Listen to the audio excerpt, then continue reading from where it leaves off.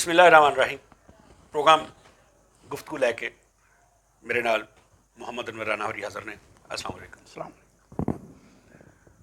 सज्जनों ते मित्रों, गल ये कि साढ़े दीन इस्लाम दे जिन्ने भी रुकन ने कलमा, नमाज, रोज़ा, ज़ुकात, हज, वो सारे इज्तमाहीयत सिखाते हैं, सानू कट्ठियां मिल बहन का दर्स देंगे ने।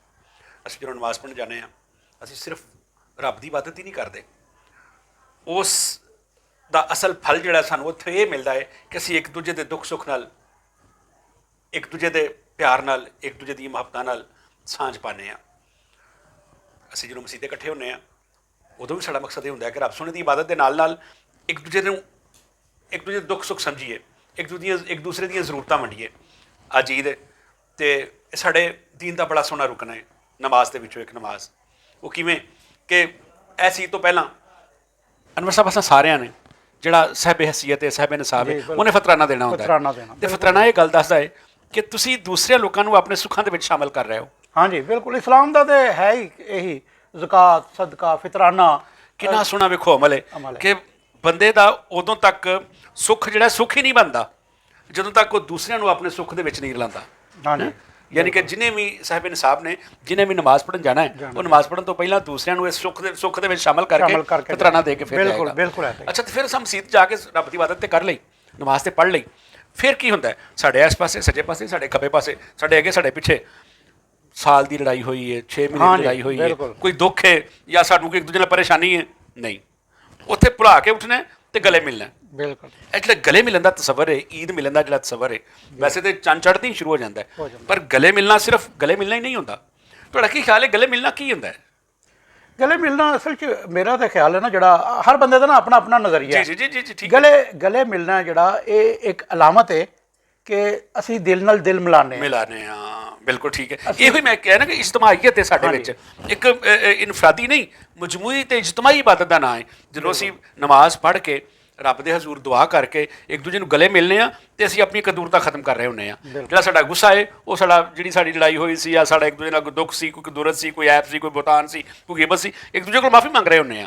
तो इहो ही रब साडा चाहता है कि तुसीं बंदे बन के रवो, मोमन बन के रवो, एक दूजे नाल सांझ पाओ, एक दूजे दा हया करो, एक दूजे की इज्जत माल जान की हिफाजत करो। तो साडा दीन सानूं यही सिखांदा है।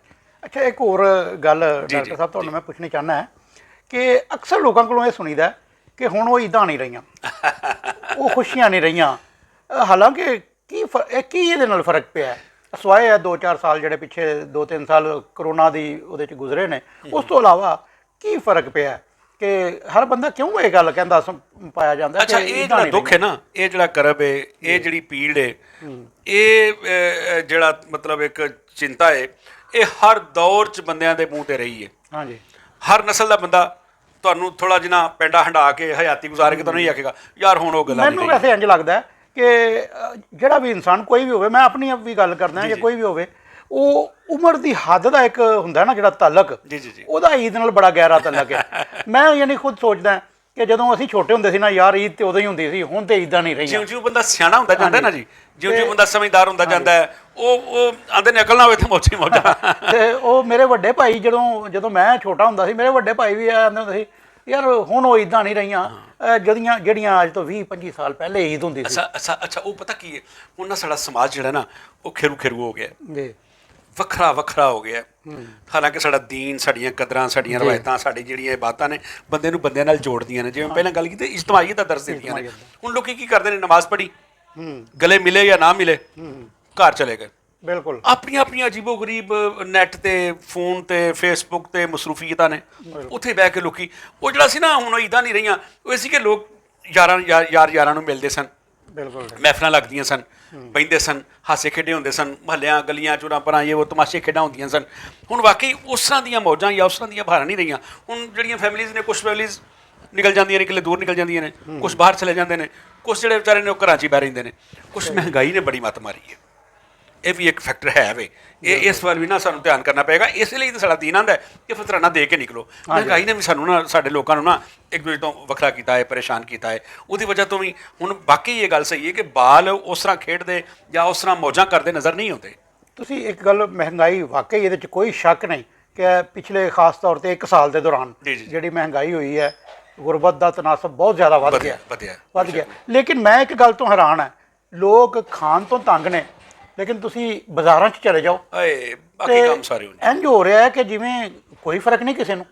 ਹੇਠਲੇ ਤਬਕੇ ਵਾਲੇ ਜਿਹੜੇ ਮਦਦ ਕਰਨ ਵਾਲੇ ਸਨ ਨਾ, ਫੈਕਟਰੀਆਂ ਬੰਦ ਹੋ ਗਈਆਂ, ਕਾਰੋਬਾਰ ਖਤਮ ਹੋ ਗਏ, ਨਿੱਕੇ ਨਿੱਕੇ ਜਿਹੜੇ ਕਾਰੋਬਾਰ ਲੋਕ ਕਰਦੇ ਸਨ ਤੇ ਅੱਲਾ ਦੀ ਰਾਜ ਉਹ ਵਾਕਈ ਘਟ ਗਏ ਨੇ ਉਹ ਲੋਕ, ਤੇ ਉਹਦੀ ਵਜ੍ਹਾ ਤੋਂ ਇਹ ਵੀ ਇੱਕ ਫਰਕ ਪਿਆ ਇਹਦੀ ਵਜ੍ਹਾ ਤੋਂ ਵੀ। ਤੇ ਹੁਣ ਜਿਹੜੇ ਅਮੀਰ ਸਨ ਬਹੁਤ ਅਮੀਰ ਹੋ ਗਏ ਨੇ, ਤੇ ਜਿਹੜੇ ਗਰੀਬ ਸਨ ਬਹੁਤ ਗਰੀਬ ਹੋ ਰਹੇ ਨੇ। ਬਹਰਹਾਲ ਜੀ ਇੱਦਾਂ ਇੰਝ ਹੀ ਰਹਿਣੀਆਂ ਨੇ, ਇਹ ਸ਼ਬਰਾਤਾਂ ਚੱਲਦੀਆਂ ਰਹਿਣੀਆਂ ਨੇ, ਮਗਰ ਜਿਹੜਾ ਅਸਲ ਮਕਸਦ ਹੈ ਇਹਨਾਂ ਇੱਦਾਂ ਦਾ, ਇਹਨਾਂ ਇਬਾਦਤਾਂ ਦਾ, ਉਹ ਇਜਤਮਾਹੀਅਤ ਹੈ, ਉਹ ਸਾਂਝ ਹੈ, ਉਹ ਇੱਕ ਦੂਜੇ ਦੇ ਦੁੱਖ ਵੰਡਾਉਣ ਦੀ ਗੱਲ ਹੈ, ਇੱਕ ਦੂਜੇ ਦੇ ਸੁੱਖ, ਇੱਕ ਦੂਜੇ ਦੇ ਸੁੱਖਾਂ 'ਚ ਸ਼ਾਮਲ ਹੋਣ ਦੀ ਗੱਲ ਹੈ, ਇੱਕ ਦੂਜੇ ਨੂੰ ਸੀਨੇ ਲਾਉਣ ਦੀ ਗੱਲ ਹੈ, ਇੱਕ ਦੂਜੇ ਨੂੰ ਨੇੜੇ ਕਰਨ ਦੀ ਗੱਲ ਹੈ। ਤੇ ਆਓ ਈਦ ਦਾ ਹਕੀਕੀ ਲੁਤਫ ਉਠਾਈਏ, ਤੇ ਅਸਲ ਲੁਤਫ ਈਦ ਦਾ, ਅਸਲ ਮਜ਼ਾ ਈਦ ਦਾ ਇਹ ਵੇ ਕਿ ਆਂਢ ਗੁਆਂਢ 'ਚ ਵੀ, ਆਪਣੇ ਛੋਟੇ ਮਹੱਲੇ ਦੇ ਬਾਲਾਂ 'ਚ ਵੀ ਜਿਹੜੇ ਹੋਰ ਇਸ ਕਾਬਲ ਨਹੀਂ, ਉਹਨਾਂ ਨੂੰ ਵੀ ਈਦ ਵੀ ਦਈਏ, ਉਹਨਾਂ ਨੂੰ ਕੋਲ ਵੀ ਬਿਠਾਈਏ, ਜੋ ਪਕਾਇਆ ਉਹਨਾਂ ਨੂੰ ਵੀ ਖਵਾਈਏ, ਉਹਨਾਂ ਦੇ ਘਰਾਂ 'ਚ ਵੀ ਘਲੀਏ, ਕਿਉਂਕਿ ਖੁਸ਼ੀਆਂ ਵੰਡਣ ਨਾਲ ਵਧਦੀਆਂ ਨੇ। ਇਹ ਬਾਹਰ ਚੀਜ਼ ਹੈ ਜਿਹੜੀ ਵੰਡਦੀ ਹੈ, ਖੁਸ਼ੀ ਵੰਡਣ ਨਾਲ ਵੱਧਦੀ ਹੈ ਤੇ ਦੁੱਖ ਵੰਡਣ ਨਾਲ ਘਟਦੇ ਨੇ। ਤੇ ਆਓ ਖੁਸ਼ੀਆਂ ਵਧਾਈਏ, ਦੁੱਖ ਘਟਾਈਏ, ਇੱਕ ਦੂਜੇ ਦੁੱਖ ਸੁੱਖ ਦੇ ਵਿੱਚ ਸ਼ਾਮਲ ਹੋਈਏ, ਜਗ ਜਿਉਂਦਿਆਂ ਦੇ ਮੇਲੇ।